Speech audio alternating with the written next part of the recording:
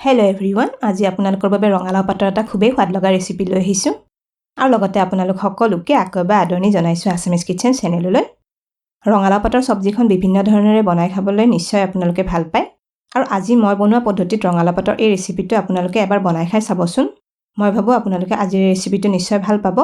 তেনেহ'লে ভিডিঅ'টো শেষলৈকে চাই থাকিব।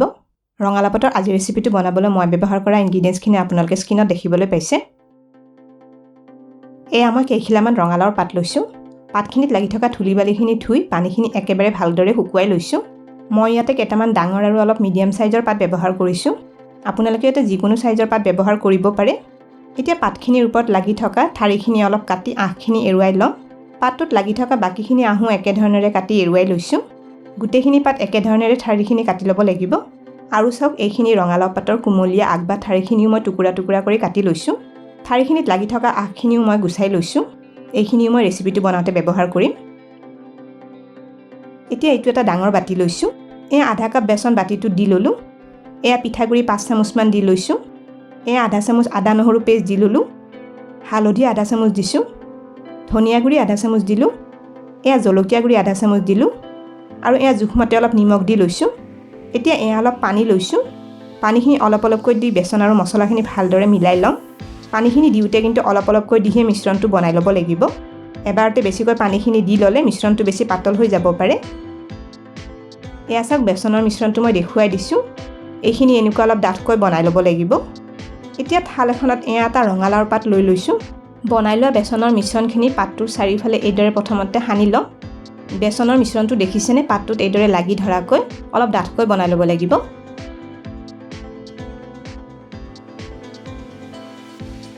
এতিয়া এয়া আৰু এটা পাত লৈছোঁ। এই পাতটো বেচন লগোৱা পাতটোৰ মাজত এইদৰে লগাই দি লওঁ।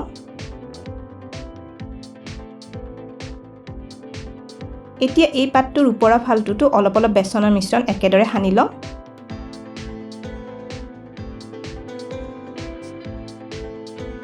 আৰু এতিয়া দুইটা ফালৰ পৰা পাত দুখন এইদৰে মেৰিয়াই দি লৈছোঁ। পাতকেইখনৰ এতিয়া ওপৰৰ অংশখিনিতো আকৌ অলপ অলপ বেচনৰ মিশ্ৰণ সানি সানি লগাই দিছোঁ। মই ইয়াতে পাতকেইখিলা অলপ সৰু সৰুভাৱে দুখন পাত ব্যৱহাৰ কৰিছোঁ।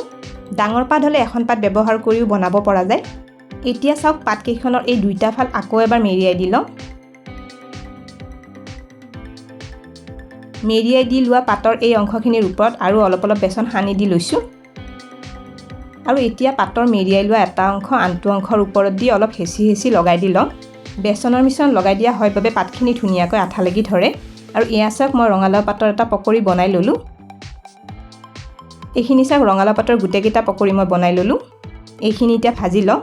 এইফালে কেৰাহীত মিঠাতেল গৰম কৰি লৈছোঁ। ৰঙালাও পাতৰ কেইটামান পকৰি তেলখিনিত দি লওঁ। এইখিনিতে এটা ৰিকুৱেষ্ট কৰিলোঁ, ভিডিঅ'টো চাই ভাল পালে লাইক আৰু শ্বেয়াৰ কৰি দিব। আপোনালোকৰ যিসকলে আমাৰ চেনেলটো এতিয়ালৈকে ছাবস্ক্ৰাইব কৰা নাই তেওঁলোকক আমাৰ চেনেলটো ছাবস্ক্ৰাইব কৰিবলৈ ৰিকুৱেষ্ট কৰিলোঁ আৰু কাষতে থকা বেল আইকনটো টিপি নটিফিকেশ্যন অন কৰি দিব। এই পকৰিকেইটা এতিয়া অলপ ৰঙচুৱা হোৱালৈ 4 মিনিটমান ভাজি লওঁ। এইখিনি ভাজোঁতে গেছৰ কম জুইত ভাজি থাকিব লাগিব। এয়া চাওক, আমাৰ পকৰিকেইটা ভজাগৈ ধুনীয়া মচমচীয়া আৰু ৰঙচুৱা হৈ আহিছে। এইখিনি এতিয়া তেলৰ পৰা উঠাই লওঁ। এই পকৰিৰে মই এতিয়া এখন চব্জি বনাম।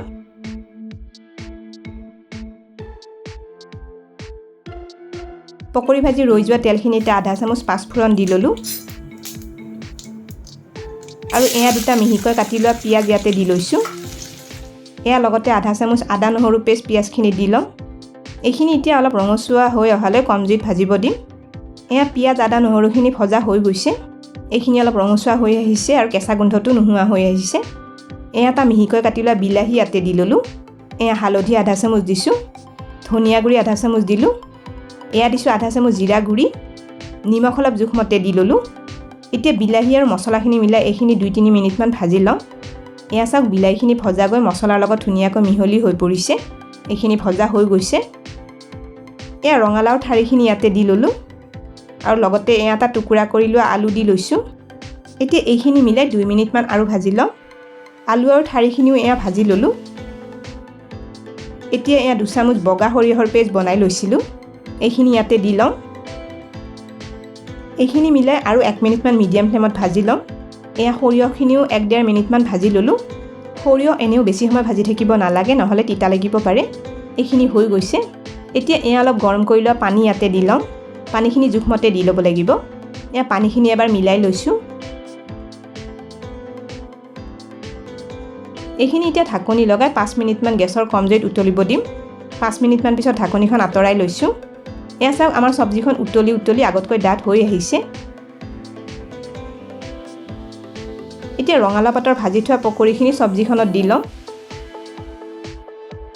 পকৰিকেইটা আঞ্জাখনত এবাৰ মিলাই লৈছোঁ। এতিয়া ঢাকনিখন আকৌ এবাৰ লগাই আৰু 5-6 মিনিটমান এইখিনি উতলিব দিম। 6 মিনিটমান উতলাৰ পিছত ঢাকনিখন আঁতৰাই ল'লোঁ। এয়া চাওক পকৰিকেইটা ধুনীয়া কোমল কোমল হৈ আহিছে আৰু চব্জিখন আগতকৈ আৰু অলপ ডাঠ হৈ থুপথুপীয়া হৈ পৰিছে। গেছটো অফ কৰি দিছোঁ। এইখিনি আমাৰ হৈ গৈছে। ৰঙালাও পাতৰ পকৰি চব্জিখন পৰিৱেশন কৰিছোঁ। ৰঙালাও পাতৰ এই পকৰিটো এনেও গৰমে গৰমে ভাজি খাবলৈ বৰ ভাল লাগে আৰু পকৰিৰ এই চব্জিখন খাবলৈ সঁচাকৈ খুব সোৱাদ লগা হয়।